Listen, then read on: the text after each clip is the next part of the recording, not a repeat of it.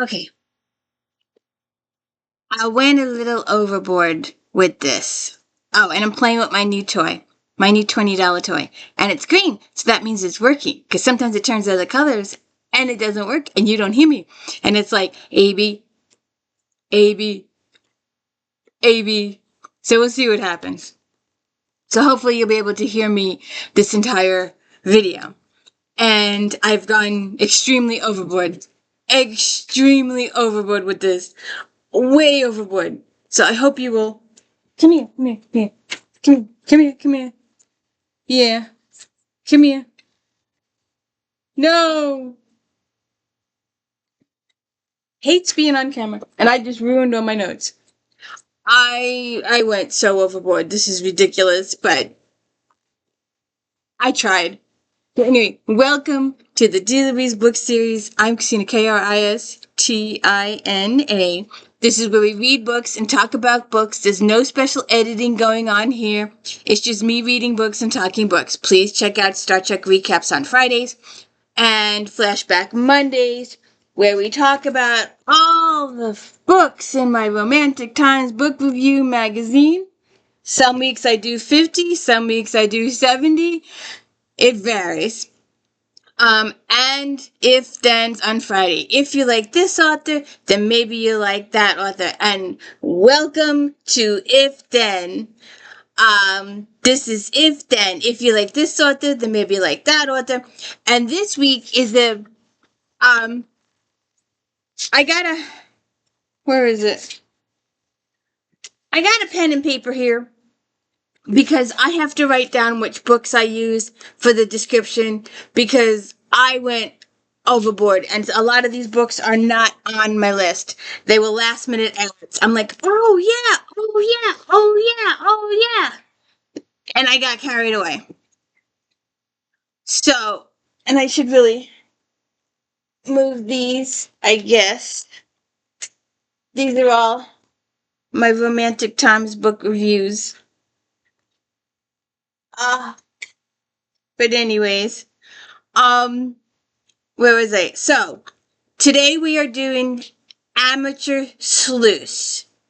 And I wanted to specifically point out, yes, a lot of these are cozies, but there are quite a few that are not cozies. And I specifically wanted to bring them out to the attention. And what I mean by amateur sleuths, because there were some of them that I really wanted to include, but I am not including because technically they were paid. I did all 30 books of Janet Ivanovich, Stephanie Plum series. And Stephanie is a bounty hunter, so technically she gets paid to do her job. She solves murder mysteries, but she's getting paid, so I didn't conclude her. I also wanted to include Carolyn Haynes, Sarah Booth Delaney mysteries, but they get paid. They're detectives. Private investigators. So they will be included in the private investigator section. Well, not Stephanie, but the Delaney Booth. So, like I said, some of these are cozy, some of them are not. And I have one, I think just one gentleman. I think the rest are females. I think. So, let me see if I can do this. Let me just... I've got so much stuff here. I don't know if I'm coming or going. Alright, so we're just going to start at the beginning. If I can find the book. Alright, here she goes. Off the rocker. Alright, well, so much for my list. Well, I'm just batting 1,000 today, aren't I? I know it's here. I put it here yesterday. Oh, Lord.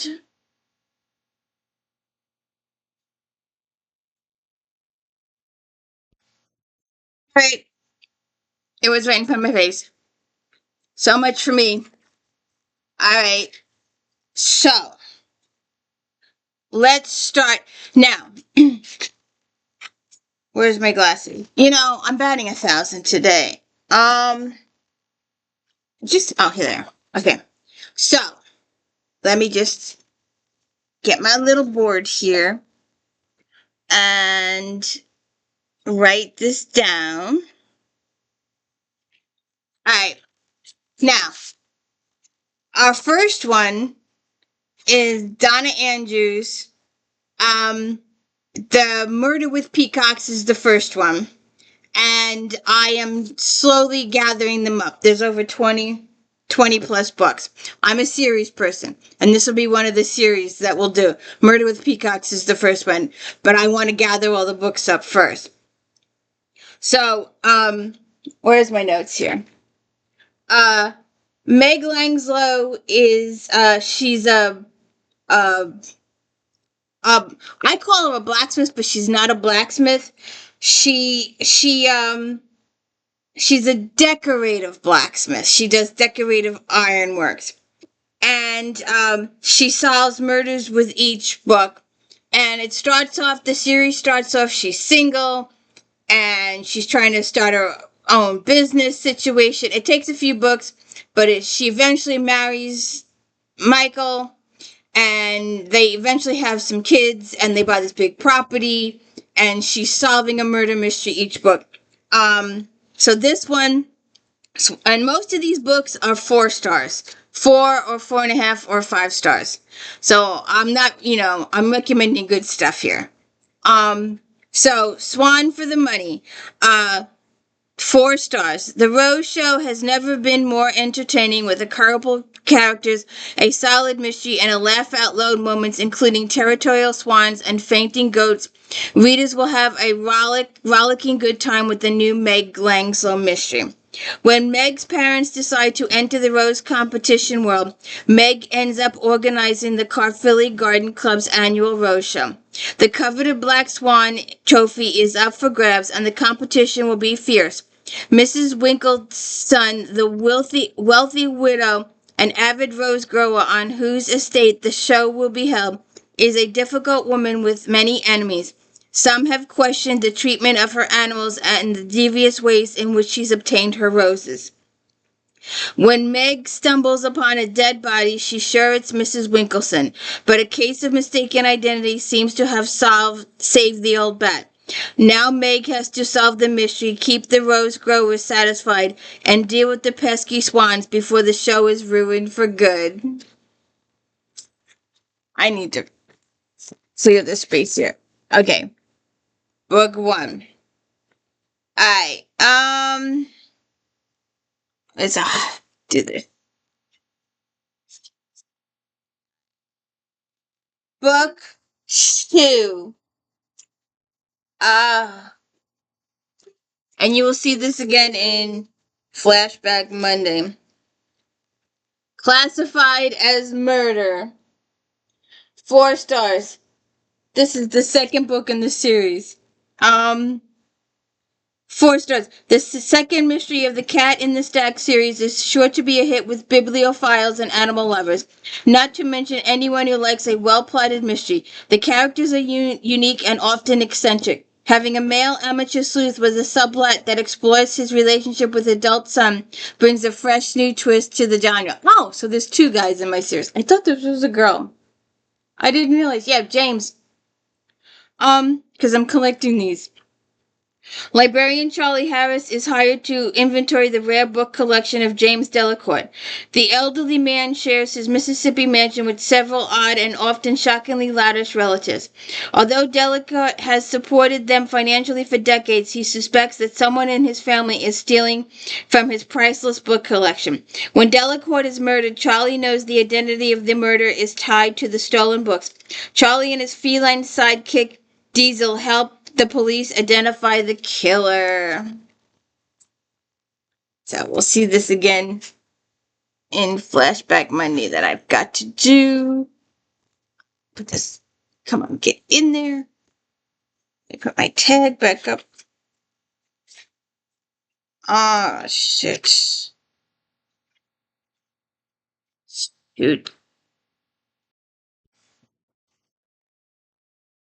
I have another one. Murder Past Due, and Clause for Concerns. See, I'm collecting them to do the series. Okay.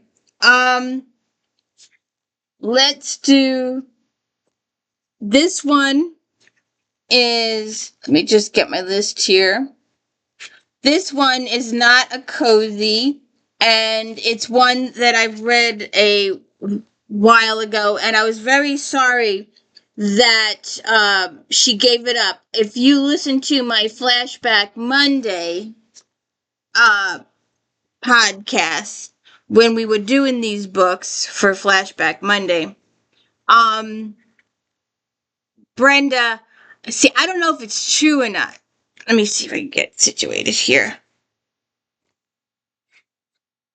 I don't know if it's true or not, but the rumor was way back when that she had two series. She had the DeWarrens, which was like a Dallas family type, Knots Landing type series, and she had the Dudley series, the Francesca Cahill series. And I loved the Francesca Cahill series. It's in 1900 New York. It's like a Gilded Age. It could be qualified as a Gilded Age.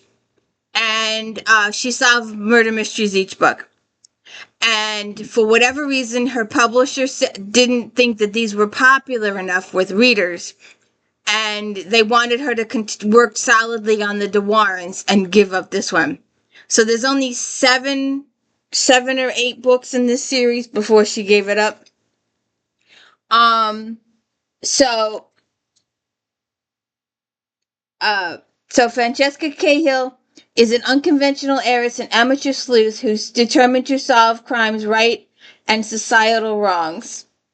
So that's, she was dating, I can't find my notes. I printed this all out. It's the commissioner and then Mr. Hart. She's dating the two guys, and the commissioner is married, but his wife's got really bad dementia, so she's not home. So she's been solving these murder mysteries. This one says, called to the home where her fiancé called her heart, former mistress late one night, amateur sleuth Francesca Cahill's curiosities piqued. But upon arrival, she's shocked to find Daisy Jones' bloodied body and even more devastated when the evidence points to one suspect, Calder. Francesca will not believe that Calder is capable of such an act. Still, she is unable to shake her instinctive sense that Calder is lying about something. The police are far less inclined to believe his innocence, and Calder is arrested for Daisy's murder. But Francesca's heart is not easily swayed until a life-altering secret is exposed that could destroy their future together. So that's that one. Where did I do it this?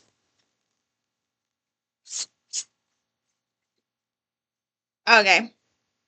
Alright, another one that could be classified Gilded Age. I've got two of them here. I've done this series for the videos, so if you want to see my individual reviews on these books, please check those out. I got two of mine.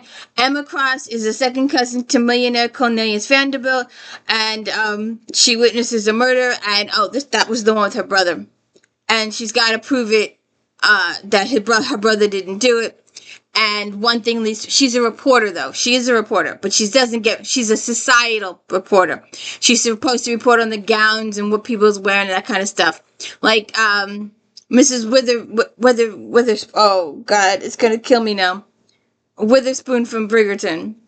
But anyways, so please go check out my individual videos for these. I did all of these individually. Murder in the Breakers. Having turned down the proposal of Derek Andrews, you have to go watch my video for these books, but I went on a big, huge rant about the fact that he bought her childhood home. Her parents had sold her home because they were financially in need. Derek bought it because he wanted to give it to her as a present, as a wedding present. And she got so hell-bent out of shape because she was saving up. She'd probably never be able to afford it. Or by the time she saved up all the money, she would be able to afford it. But, because, the price of houses rise. But Derek wanted to buy it for her because he's a millionaire, because he owns all the newspapers, and she got hell-bent, and they had a big fight about it. But they do eventually get together, but you have to check out my videos for these, but I'll do this one. Having turned down the proposal of Derek Andrews, Emma Cross has no imminent plans for matrimony, let alone motherhood, but when she discovers an infant left on her doorstep, she naturally takes the child into her care. Using her influence as a cousin to the Vanderbilts and a society page reporter for the Newport Observer, Emma launches a discreet search for the mother. One of the stops is a lawn party for Mrs. Caroline Astor's Beechwood estate, but an idyllic summer's day is clouded by tragedy. During a sailboat race, textile magnate Virgil Monroe falls overboard. There are prompt accusations of foul play, and even Derek Andrew falls under suspicion. I gotta...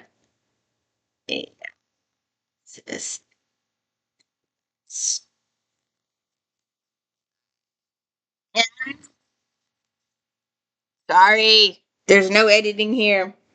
Responding to a frantic call on her frangled telephone from her 18-year-old cousin Consuelo Vanderbilt, Emma Cross arrives at the Marble House mansion and learns that the cause of her distress, Consuelo's mother, Alva, is forcing her into marriage with the Duke of Marlborough. Her mother has even called in a fortune teller to assure Consuelo of a happy future, and it doesn't end happy.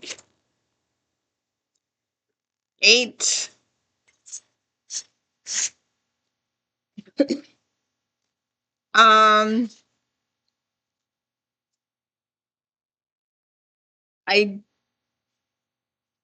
Oh, wait a second.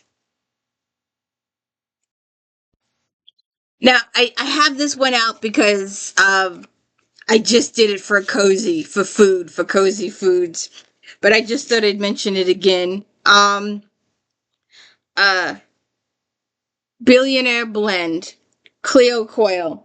Coyle's Coffee House Mystery Series has remained strong, and the latest installment is as bracing as great cup of espresso and a flavorful one as one of the delicious recipes she includes.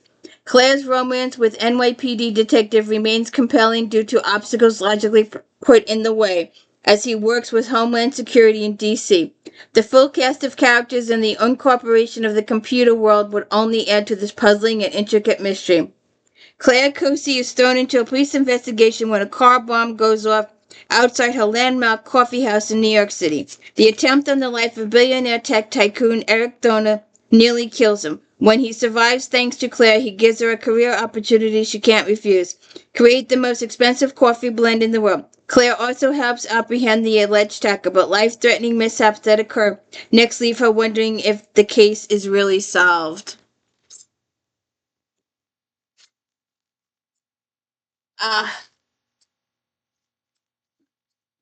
I've got to get a new one of those.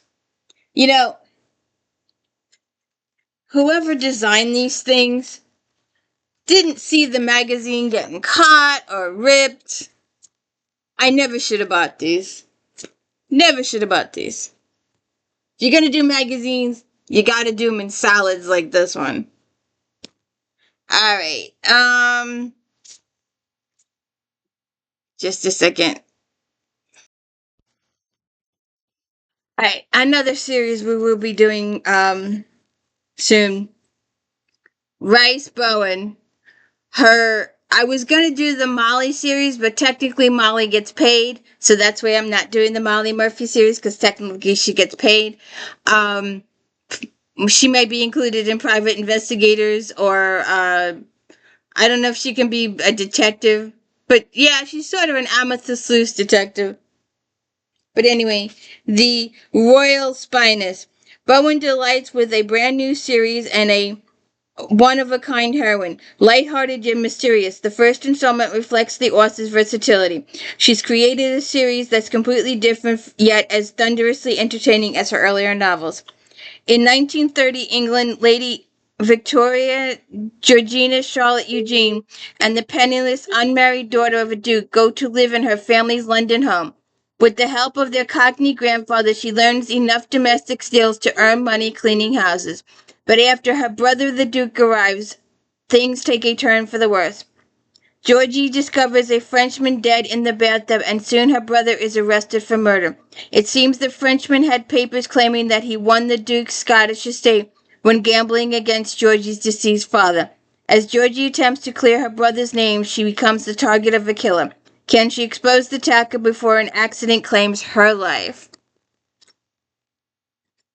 And I have Her Royal Spyness,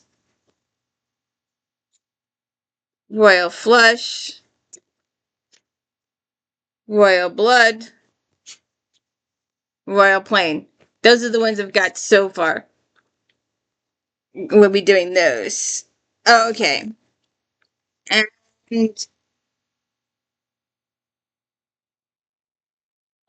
with this there. Okay.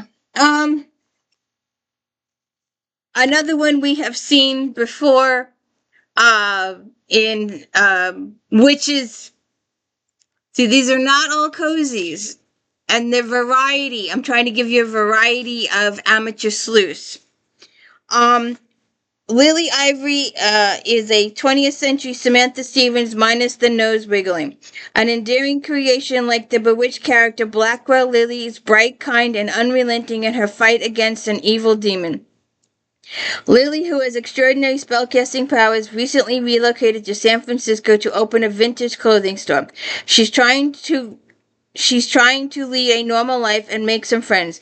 When another child disappears and one of Lily's clients is murdered, Lily is drawn into the world of evil spirits and spooky ghosts. Her investigations put her in the path of two attractive gentlemen, Mythbusters Max Carmichael and fellow witch Aidan Rhodes. Can Lily save the missing child and guard her own secrets as well? See what happens. Juliet Blackwell.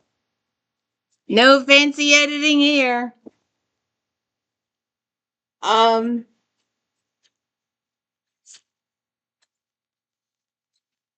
Allyson K.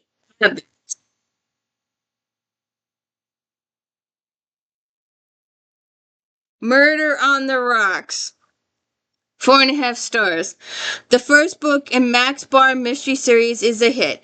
Abott keeps things fast and interesting, and her strong and likable heroine has a lot to deal with. Throw in a bunch of would-be crime-solving barflies, and you have the making for a great ride. Mackenzie Mac Dalton owns Max Bar in Milwaukee, and we will have there is 2 Max in our amateur sleuth thing. We'll get there. One morning, she finds a body in the bar's dumpster. When the victim is revealed as her late father's girlfriend, whom she resented, Mac becomes a prime suspect.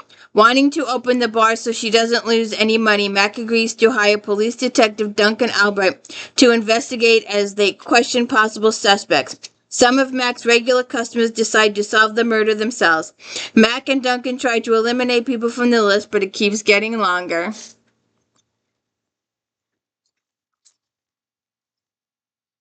What? What? What? What? What? Yes. Yes. Yes. She wants me to go sit on the couch and read a book. And I've got a doozy. I got a big book to read today.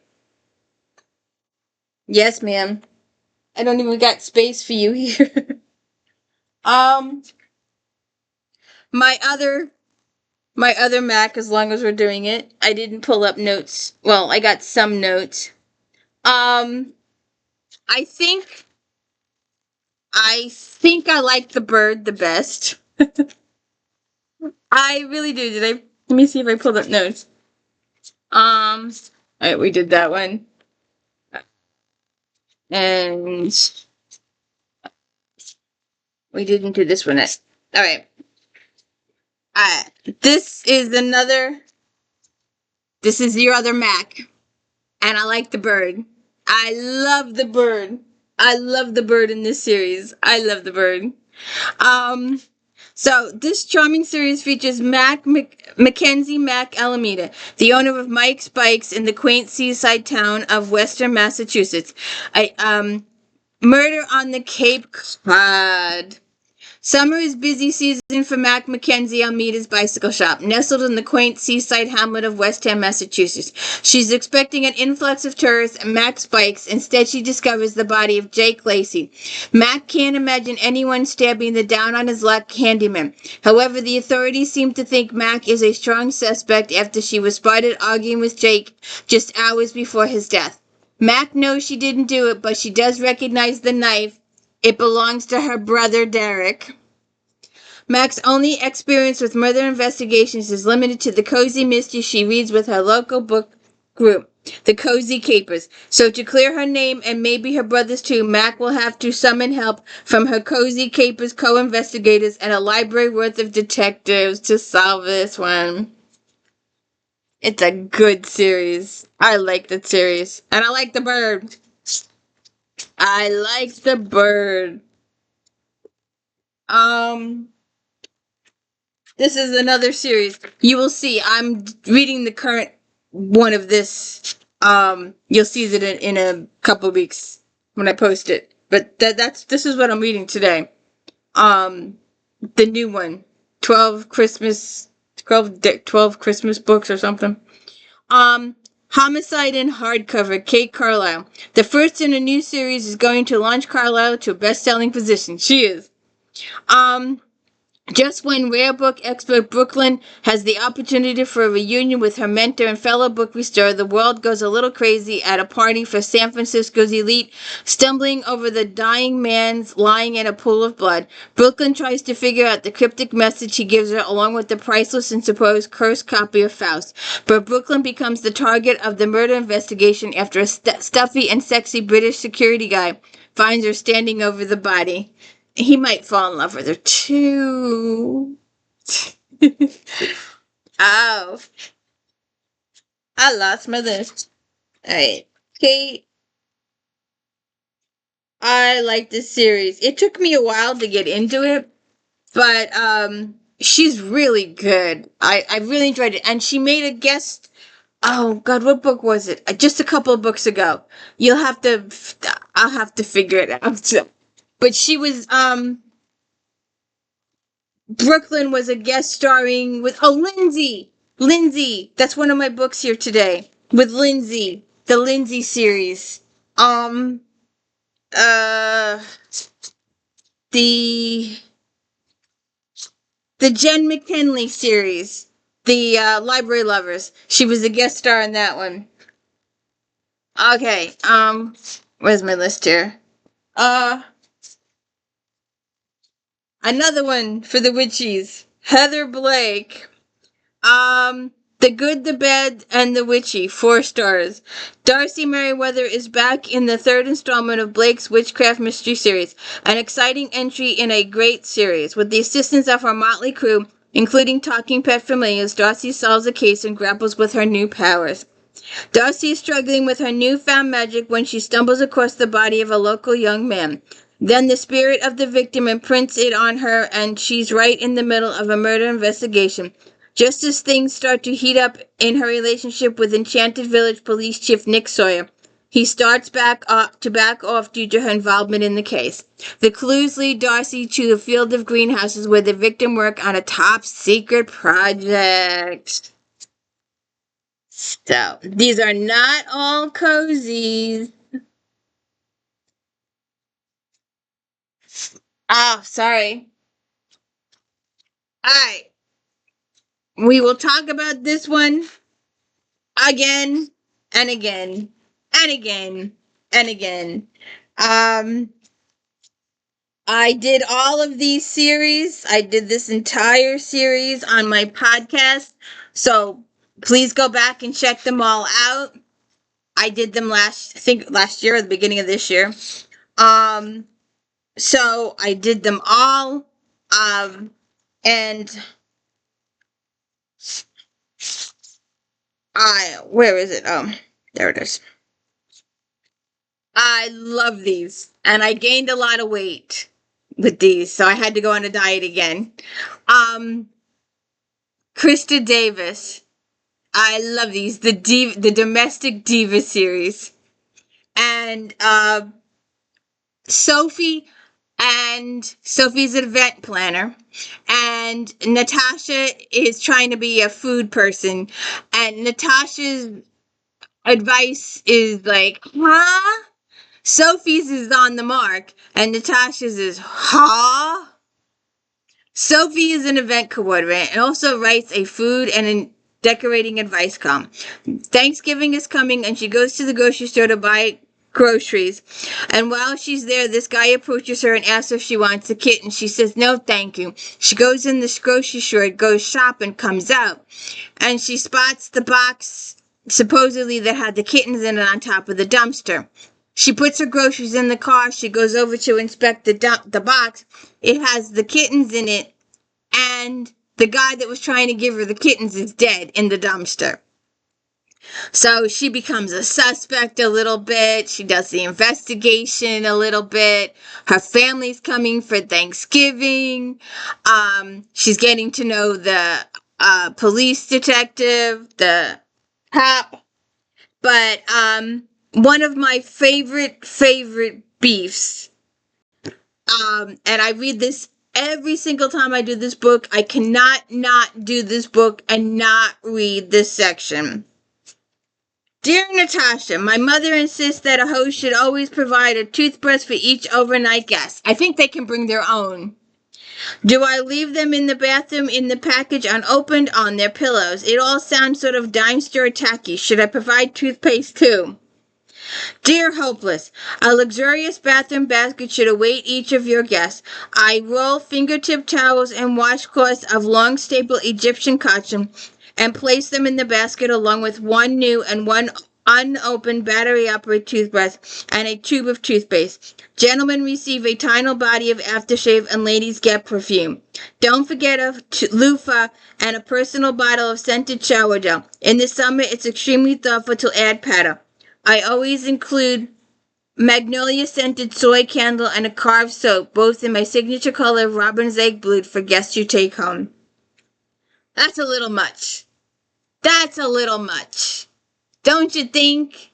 That's a little much. I couldn't afford all that even if I wanted to do it. And if I wanted to do it, that, fresh towels, a good supply of toilet paper, soaps. I sometimes most guests bring their own shampoo and conditioner with them, and maybe some hand cream, a little fancy decoration type situation. But no, I think people should be responsible for their own toothbrushes. Unless you're a dentist. If you're a dentist and you have people come to your house, well then yeah, you can do that kind of stuff. Alright. Like I said, I got a little out of hand here. Alright. Antiques Bazaar. Barbara Allen. This latest cozy by the husband and wife team of Barbara and Max Allen Collins is part of the Trash and Treasure Mysteries. It's a cozy with a twist. Brandy Bourne has lost custody of her son, who lives with her ex-husband. Her dog is a diabetic, blind Shih Tzu, who believes in revenge, and her bipolar mother is often off her medications. For some reason, Brandy has an unusual realistic life in all of this messiness. Brandy is pregnant and serving as a surrogate mother for her best friend, but without her Prozac, life is even crazier than usual. Her mother, Vivian, has decided to organize a fundraiser for the area flooded by the Mississippi River. Vivian even manages to talk a Russian heiress into donating a Fabergé egg for auction. But when the winning bidder ends up dead and the egg goes missing, insanity reigns. What are you doing? I need to write this down before I forget.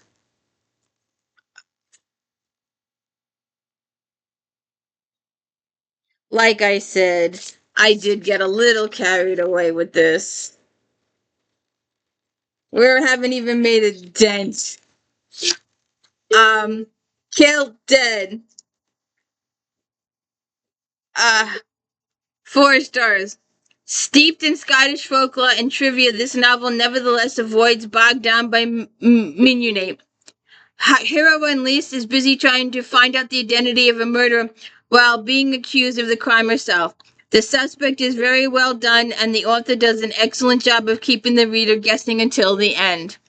Liz McKinlay dances with a touring Scottish dance company when a knee injury she suffers while performing puts an end to her career. At odds with her life after dance, she returns to Maine to her aunt's Scottish Emporium and work at her aunt's booth at the annual Highland Games. Returning to the shop one night after the games, Liz finds her elderly next-door neighbor dead in the store. She runs straight into the arms of Dan Ruskin, a furniture maker and construction worker who had a crush on Liz growing up and now owns the house Liz grew up in. When Liz is accused of the murder, the two decide to investigate on their own and find themselves falling in love. This is a good series. Moose Tukaluk. I'm pretty sure it's Moose Tukaluk. And, Moose Tukaluk. And I like the one with the little teddy bears, too. She goes bonkers. I really like this series. Is this the one with... No, this is not the other one. I was thinking the other one. But this is a good series. I've done these, too, on my videos. I've done these. Let me add her to my list. Because if I don't, and I'm sorry, there's no fancy editing in this one. I'm doing it as I go. Okay. I reviewed this book for my channel, so please go check that out. She's an Amateur Sleuth, and she's in London, and she's a widow. London, 1850. Though newly widowed, Lily Aldett is returning to society that frowns on independent women. She's determined to create a meaningful life for herself even without a husband. She is no stranger to the glittering world of London's upper crust. At a ball thrown by her oldest friend, Lady Walter, she expects the scandal, gossip, and secrets. What she doesn't expect is a dead body in Lady Walter's garden. Lily overhears the man just minutes before he was shot. Young, desperate, and attempting blackmail, but she's willing to leave the matter to the local constables until Lord Walter bribes the investigating magistrate to drop the case. And Lily's just got to get involved. She's like, no, this has got to be investigated. And, she gets really good at it. This is a really good series, and she believes for a while there that the husband did it, and that's why he was bribing the investigator. But she ends up proving it that he didn't do it. But she's got to go through a few other people. It's a really good mystery series. Please go check out my videos in these. I give more detail in those. Did I do... I haven't even... Oh. Yes. The next one is Silence in the Library. Yeah. These are really good. Let me just cross this off this list, too. I've got so many lists over here. It's not funny. So... Anyways, Carolyn Hart goes to the rescue. This is another series I want to do. Hart's ghostly detective Bailey Ruth uses different persona to investigate a writers' conference in search of a killer. Bailey's improv sleuthing techniques often lead to amusing mishaps. A writers' conference makes an entertaining crime setting that shows the darker side of the literary profession. Heavenly Ghost Bailey Ruth Rayburn is sent to a writers' conference to help a struggling single mother. Deidre hasn't sold a book in a while, and her hopes of obtaining a faculty position may be in jeopardy. Jay Knox, head of the department, is more interested in getting Deidre into bed than hiring her. When Jay is later found dead, Deidre's prints are all over the murder weapon. With a conference full of suspects, including inspiring writers, literary agents, and fellow faculty members, Bailey Ruth has her work cut out for her. I'm telling you, Amateur Sleuths, someone who solves the murder mystery but is not paid to do so. That was the criteria for this podcast. I hope maybe you're finding something to read through all of this. And I'm still not finished. Alright.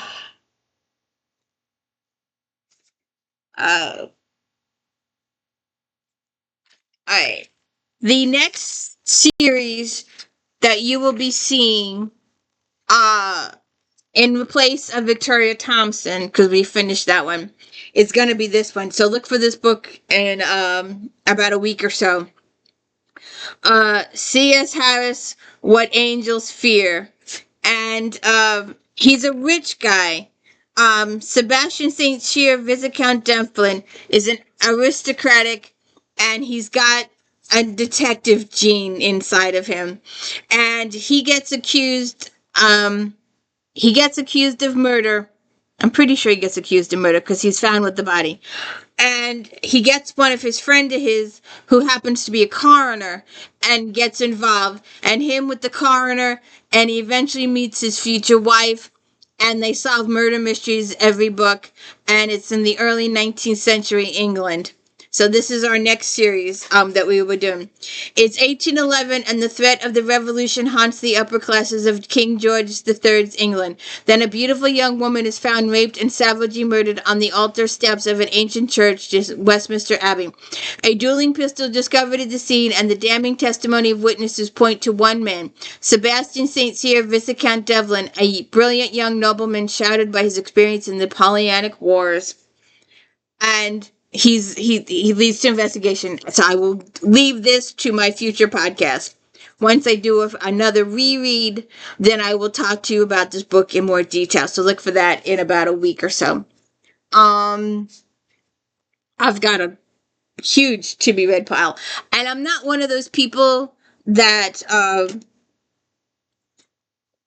do that. Oh, this is my to be read pile. Well, here, this is my to be read pile. If then. But these all have a theme. I love these books.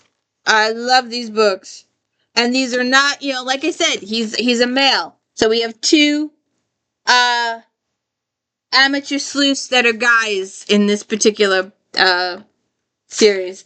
I'm not even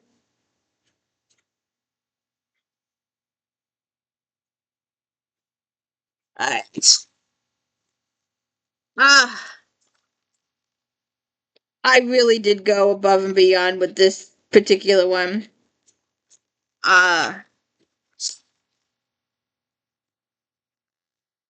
Abott in the Belfry. Sarah Graves. Sorry. Nobody else can take home Repair Project and turn it into a first-class mystery the way Graves can. It's a top-of-the-line story wrapped around teenage thugs and drug dealing. We also meet a new character who appears to warrant her own series. When a teenage girl is murdered in the belfry of the All-Faith Chapel in Eastport, Maine, Jacobia, Jake's Tiptree house guest comes under suspicion.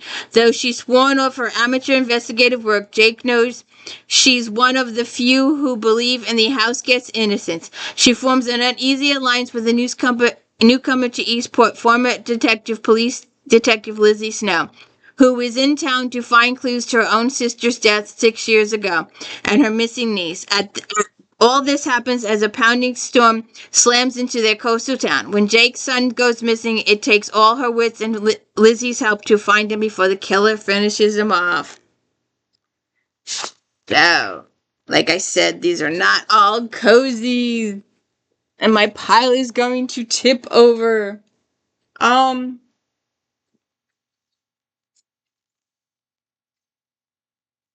The Bark Before Christmas. I couldn't refuse this one. This will end up in one of, I did cats or animals already. I'm gonna do another one because I have found, since I have done that particular If Then episode, I have found tons more. You wouldn't believe how many mysteries are. We're gonna do I'm knitting one. I'm gonna do a knitting one too because I've got a list of knitters. Lorraine Burnson, 4.5 stars. Benson's charming series continues with Melanie Travis involved in another mystery. The book is filled with sympathetic characters and fascinating details about the dog circuit. The ending is somewhat bittersweet, but that adds to the realism of the story.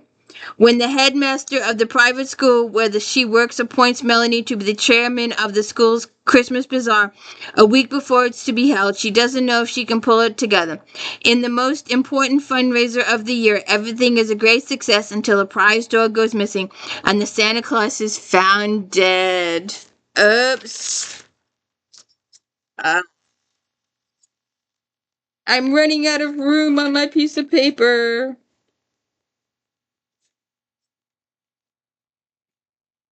I hope you all are still here. I hope you are coming with this ride with me. I hope that somebody somewhere is watching this podcast. Somewhere, anywhere. I saw this. Someplace. Where'd it go? Oh, here it is. The Devereaux Dime Store Mystery. This is a reminder. Cookies. It's time for cookies. This is a reminder. Cookies. I'm late. The Dime Store's Mystery by Denise Swanson is a delightful, cozy mystery that's set in a small town in Missouri. The series features Dev Sinclair, who owns an old-fashioned 5-and-dime store and often finds herself entangled in local mysteries. Dev Sinclair is a charming and resourceful protagonist who juggles running her store with solving crimes, which is also Miss Tookalock. She runs the bookstore. And, another one. I forgot my favorite one. I need to go get it. Lorna Barret series. Haven't got a clue. She does the murder mysteries too. She's got to be here someplace. I'll have to look. And, there's quite a few of them that own bookstores. And solve murder mysteries. Dev Sinclair is a charming and resourceful protagonist who... Oh, I read that already. So that's this series, and we will be doing this one too. I did one. I did an If Then on books. People who solve murder mysteries involved with bookstores or libraries. And this was one of them. And this other one, no, let me shoot. Let me just put this down here before I forget. And I lost... I'm sitting right here. I'm sitting right here in front of you. And I've lost my pen. It was here a minute ago. And I haven't moved. You're my witness. I haven't moved. And I've lost my pen. Go figure. Oh, look at that. It's at my knee. God. Alright. I had another Denise Swanson. Still recovering from breaking up with her boyfriend and alienating half the people in town, Skye Denson has sworn off all men, but she hires sexy contractor Beau Hamilton to renovate the old house she inherited. After all, who can ignore his qualifications? Golden hair, bronze chest, muscular thighs. Sure enough, he has a reputation for conning the ladies, but before the not-so-naive Skye can fire him, he turns up dead. Uh-oh. Murder mystery. Okay, a couple of mine that I wanted to bring up. These are not cozies, and they are You would not think of these as amateur sleuths, but they are amateur sleuths. So I hope you are still here to hear about these. Casey Daniels, Dawn of the Dead. Casey works in a cemetery, and there are some dead people in her cemetery that were buried, that were murdered, and they want her to solve their murder. So she doesn't get paid to solve the murder mystery. The murder, she's getting paid to take care of the cemetery. So she qualifies as an amateur sleuth. She sees dead people, and I did this in another if then, and I'm gonna do one again because I found a ton of more dead people's. Beautiful, smart, and chic Pepper Martin never had to work a day in her life until her surgeon daddy was convicted of fraud. Her wealthy fiance took her powder, and the family fortune ran bone dry. Desperately, the inexperienced rich girl was forced to take the only job she could get, as a tour guide in a cemetery. But a grave situation took a turn for the worse when a head-on collision with a headstone left her with an unwanted ability to communicate with the disgruntled deceased. And now Pepper has a whacked mafia don demanding that she hunt down his killers. Now, you may know this young lady. She's a waitress, but she also solves murders each book with some vampires and some werewolves and some shifters. Sucky.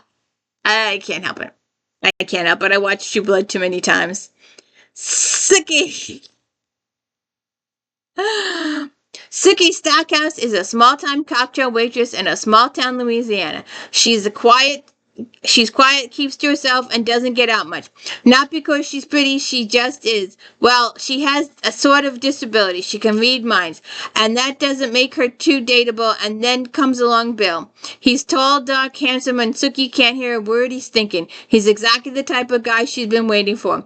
But Bill has a disability of his own. He's a vampire with a bad reputation. He hangs with a seriously creepy crowd, all suspected of big surprise murder. And when one of Suki's co-workers kills, she fears she is next.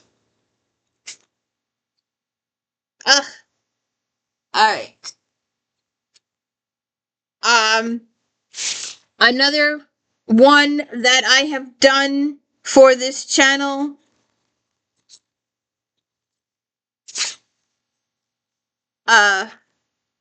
So please check out my videos on these.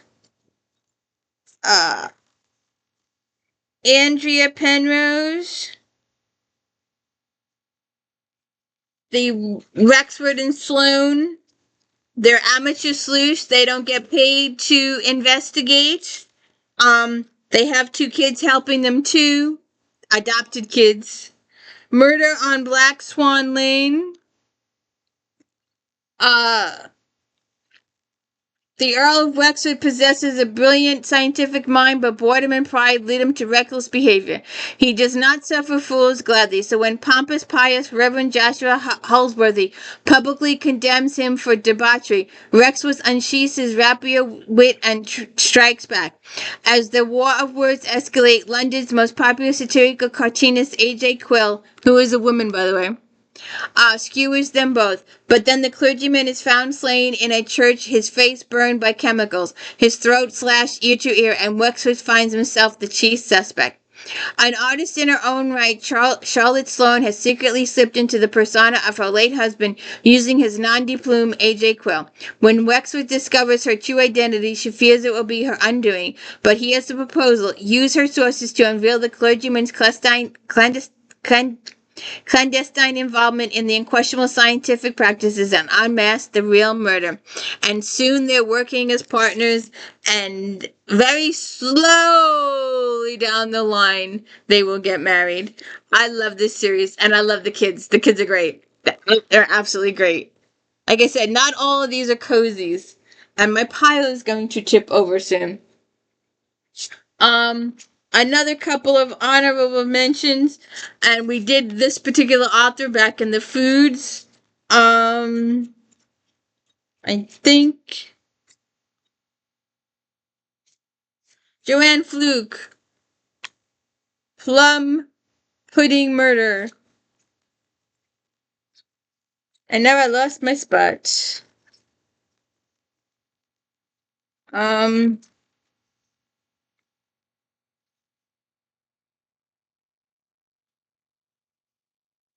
stars. Longtime readers of the Hannah Swanson series will revel in her latest holiday mystery, complete with several recipes, including a Christmas Eve dinner. As always, it's great to catch up with Hannah and company while solving a mystery. The truly enjoyable series has a strong fan base, and it's no wonder readers can't help but love Lake Eden and its warm and welcoming inhabitants. It's Christmas time in Lake Eden, Minnesota, and Hannah is busier than ever at her bakery. She's trying out a new recipe for plum pudding for Larry Yeager to sell at his popular Crazy Elf Christmas tree lot. But as rumors spread about sketchy business practices, some of Larry's investors start seeing red, and Larry winds up dead. Now Hannah needs to find out who is behind Larry's death. Was it his fiancée and partner, his bitter ex-wife, or disgruntled investor? Amateur sleuthing. Amateur sleuthing. Hey. Wait, it's down. Um.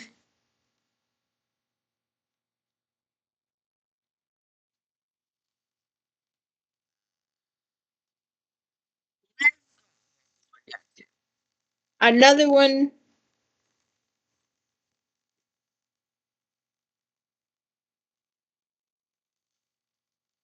Leslie Meir. St. Patrick's Day murder.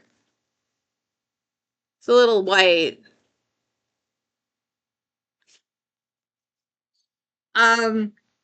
4 stars. Part-time reporter and mother of 4, Lucy Stone stumbles upon a gruesome crime when a headless corpse surfaces in early spring in Tinker's Cove, Maine. The always delightful and tendentious Lucy sets out to solve the compelling mystery, which has a clever ending. As the weather warms in Tinker's Cove and the ice shifts, the headless corpse of a local bar owner surfaces in the harbor. Old Dan Malone had been missing for days, and he appears to be the headless corpse.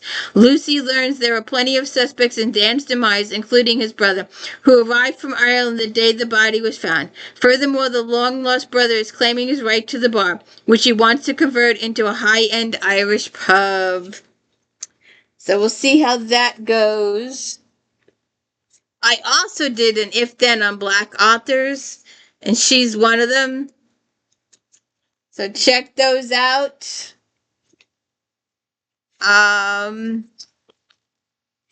Okay.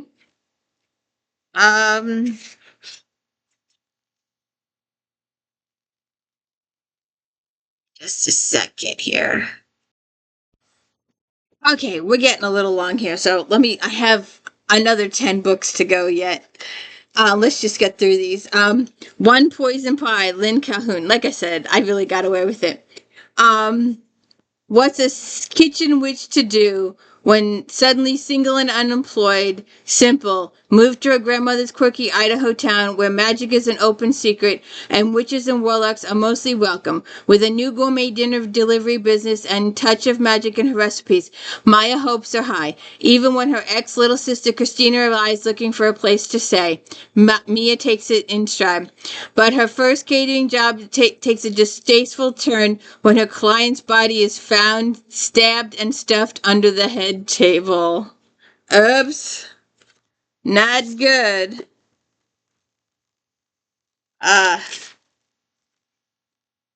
Lynn Cahoon.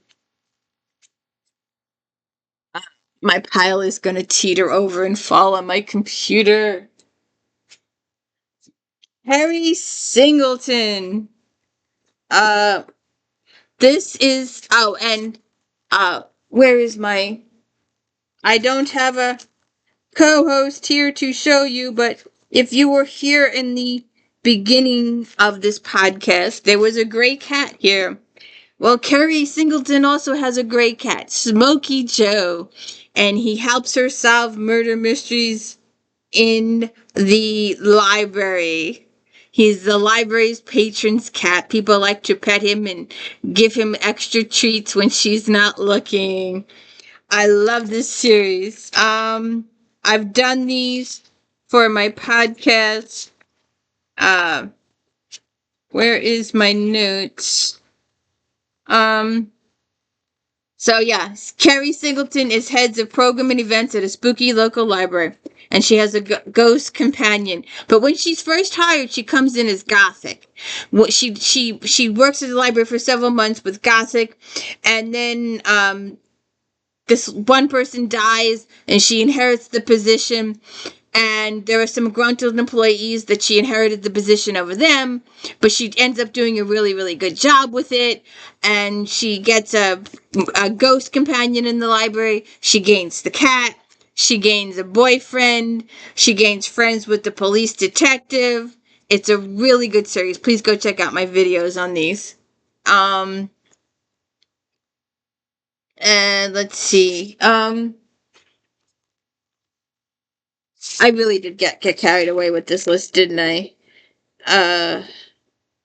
But I mean, I'm giving you options. I'm giving you options to find new authors, right? Death of a Valentine. Why? This isn't an amateur. This isn't an amateur.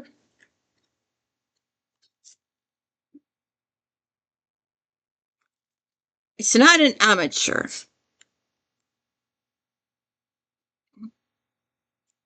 I'll go through it anyway, but it's not a disclaimer. I made a mistake. It's not an amateur sleuth. It's a detective one. There's cause for celebration in the Scottish village of Lochta. Longtime Blatchel Police Sergeant Hamish Macbeth is getting married. Hamish's new constable, a lassie named Josie McSween, the villagers take a liking to her and believe she's the perfect match for him. When a young woman in the neighboring town receives an explosive valentine that claims her life, Hamish and Josie must work together to solve the mission. My fault. Sorry. I don't know why I thought that was a cozy. Amina. Oh, this one is another one of those that I love, and I did these for my videos, so please go and check out my videos for this. This is the one, I believe this is the one that I believe, she ends up opening her own, well, a useful woman to help other women inquiries and stuff like that, but I'm thinking she should get in with Bow Street too. The daughter of a baronet and minor heiress, Rosalind Thorne, was nearly ruined after her fathers abandoned the family. To survive in the world only she knew, she began to manage the affairs of some of London society's most influential women, who have come to rely on her wit and discretion. So when aristocratic wastrel Jasper Ainsworth is found dead in Almack's London most exclusive ballroom, Rosalind must use her skills and connections to uncover the killer from the list of suspects that includes Almack's most powerful patroness and her own former suitor Devon Winterbourne and now Lord Castlemaine. And the series is going between her. I thought she can either do this two ways, and I know the author's leaning towards the Bow Street guy, but I was thinking that if she was a duchess, that she would be able to investigate more freely the upper class situation. I don't know how the poorer would take her, but I always thought she should go with the Duke, but I know she was really in love with the Bow Street guy. I don't think these things. No, these aren't. Oh, you will be seeing this in the next couple of days. This is on my to be read pile, but we already did. We did the Thyme, so I'm not going to do this one. I'm just going to flash. Well, you'll see this one in a couple days. This is on my to be read pile, and I just said I wasn't a to be read pile person. We're going to go through these last ones a little on the quick side. Please see my video on Better Off Read. This elderly lady owns a bookmobile. She's a librarian. She drives around town. She sells murder mysteries. I love these. Please check out my video on these for a larger discussion about it. Septembrian librarian Cleo Watkins won't be shushed when an upstart young lawyer threatens to permanently shelve her tiny town storm-damaged library. She takes to her bookmobile Words on Wheels to collect allies and rally the library's support through Caliper Springs, Georgia. However, Cleo soon rolls into trouble. A major benefactor known for his eccentric DIY projects requests all available books on getting away with murder. He's no Georgian peach, and Cleo wonders if she should worry about his plans. She knows she should when she discovers him bludgeoned, and evidence points to her best friend Mary Rose Garland. Please go check out my video on this. Please go check out my video on this.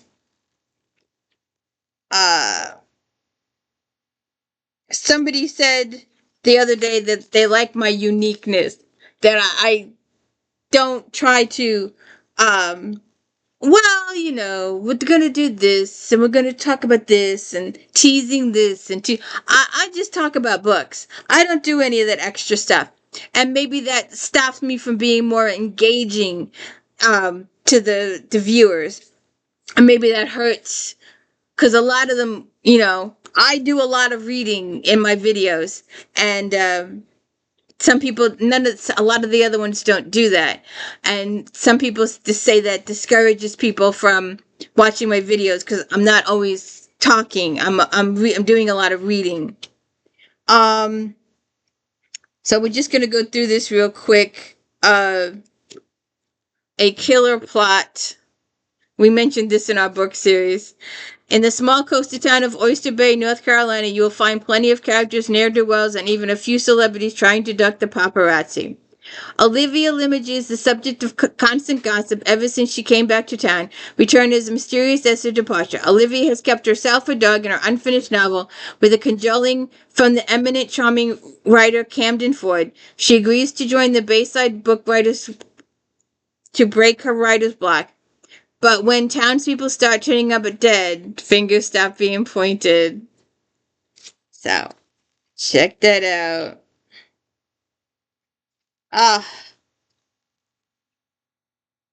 I started to write the title of the book and not the author.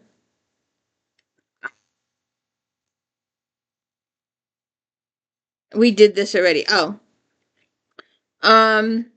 This is the book that the Carlisle Brooklyn, not this particular one, but this particular series. Lindsay works in a library, and she solves murder mysteries, and she gets into a relationship, and I love this series. I just love it. Lindsay Norris, the director of Briar Creek Public Library in coastal Connecticut. In this cozy mystery series, Lindsay solves murders with the help of her crafty friends. Yeah, they have Crafty Thursday. They solve murder mysteries while doing crafts and serving food in the library every Thursday. I love this series. And the Beth is the children's librarian, and she meets another children's librarian. And one of the other ones opens up a restaurant. And the latest one, the last one I just did, is the one with Carlisle. Brooklyn Wainwright appears in the last. I just did the review for that a couple days ago. So check that one out. We did Darcy Wilde, did Lindsay, did that one. I did not find, I don't think it's here. I don't have a picture for it either. Vicky Delaney's Haven't Got a Clue. No. Sherlock Holmes. That's Murder is a Footnote is the first one in that series. And I don't have a book or a picture for it. But Gemma Doyle is a transported Englishwoman, manages the Sherlock Holmes bookshop and emporium in Cape Cod. When a rare book dealer is found dead, Gemma channels her inner Sherlock Holmes to solve the case. And I love that series. It's really, really good. She solves murder mysteries. So, and I just did that book a couple of days ago. All right, we're just going to run through these extra ones. But I wanted to mention, if you have not watched my time travel series on these books, please go watch it. These are awesome books. And go watch the If Then for time travel. But she is an amateur. She was a professional FBI agent, but now she went back in time 200 years, so technically she's an amateur sleuth. But I just wanted to mention these again. These are awesome. We're just going to finish up with these last couple here. I'm just going to do these quick. The Cracked Spine, Scottish Bookshop Mystery.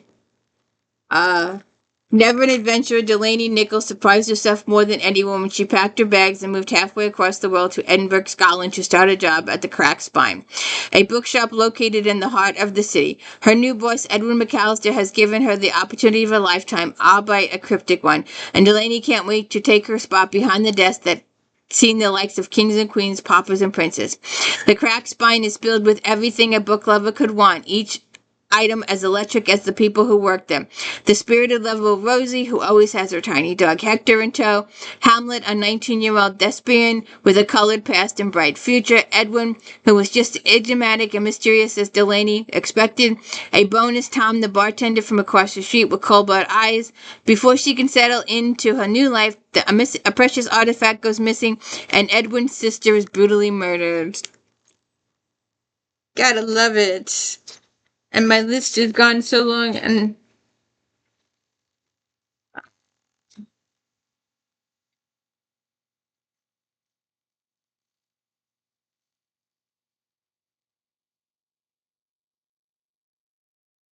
okay, we're hitting the double digits here.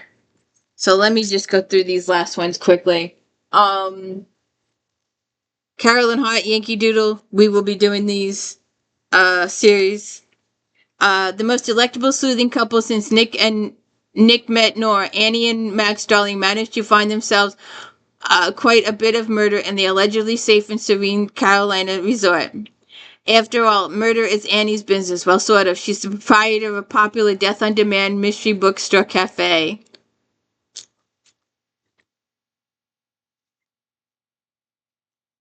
We'll just go through these quick. Pearl on the Page. Killer and Crinolines. Another Jenn Mckinlay. This one, she owns a hat shop. Not only is Scarlett Marcus' love life in the loop, as her British cousin Vivian Tremont would say, it's also gone with an embarrassing video when Vivian suggests Scarlett flirted to lay low in London. She lives on the next plane across the planet. Vivian's pride of Mims Williams, a lady touched on Portobello Road, bequeaths to both cousins on their beloved grandmother, and she wanted Scarlett to finally join her in the millinery business. But a few surprises await Scarlett in London. First, she is met the happy Viv, but by her handsome business manager Harrison Wentworth. Second, Viv has some whims of her own. Seems to be missing. No one is too concerned and unpredictable Viv till one of her posh clients is found dead. Oops.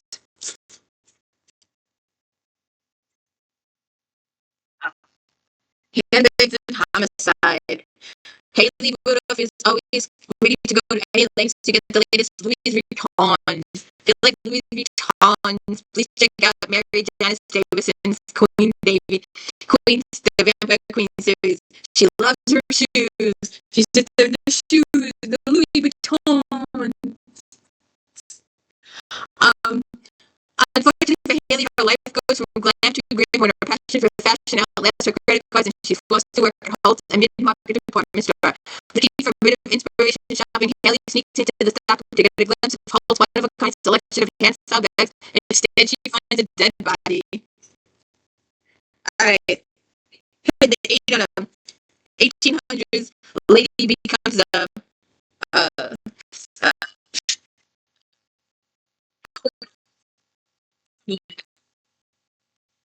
so Quick has unleashed a torrent of gossip to the seedy taverns and elegant ballrooms of Oxfordshire. Except for their few, the desolate young man accepts her sister, the beautiful lady Lydia Frau. When her husband comes under suspicion, she seeks the expert of Dr. Thomas Silk on a young autonomous from Philadelphia. Well, there you go.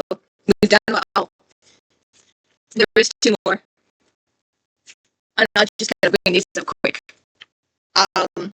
Florida has a troubling trail.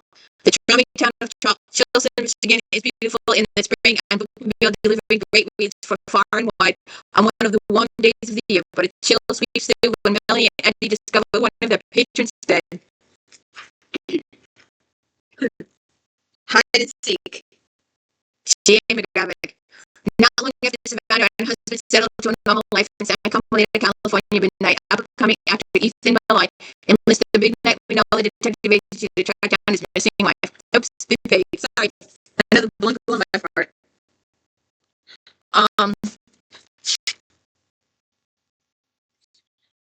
Reading show. The unsolved murder of local girl fused the plot in the latest seaside news mystery. Excellent characters and city transport readers into the daily life of Sea Harbor, where readers can almost smell the air as they uncover clues along the savory group of knitters. Check it out. It's then Amateur Sleuths. There you go. All those books. I hope you find something. I hope you enjoy it. I hope you watched Star Trek Next Generation this morning. And my final book, Haven't Got a Clue, Angelica Reseda. Please look for my, got the new one, but I've got it boxed up. It's a present, so I'm not going to open it for a little while. So it's going to be a while before I do, but this was the other one. Haven't Got a Clue, Angelica Reseda. Oh, I love this series. I love this series. She's just terrific. Trisha Miles and Angelica arrive at the mansion before the workday to see how the construction is going. They find the place unlocked and Stark's right-hand man, Sanjay Ara, is dead, bludgeoned to death. The loss of the contractor's top man threatens all the projects in the pipeline, which would effectively ruin the expensive marketing plan the Chamber of Commerce has been working on. It's Jim a suspect. He's too stupid to kill the person he depends on to keep the project going. But Stark also thinks his wife, who was very charming with Sanjay, might have been cheating on him with her. There we go. I love this series. Please watch my reviews on these and go check out my other reviews on these. I did this one, so this one's out there. So go check out the review for further information. Please hit the like and subscribe. Thank you.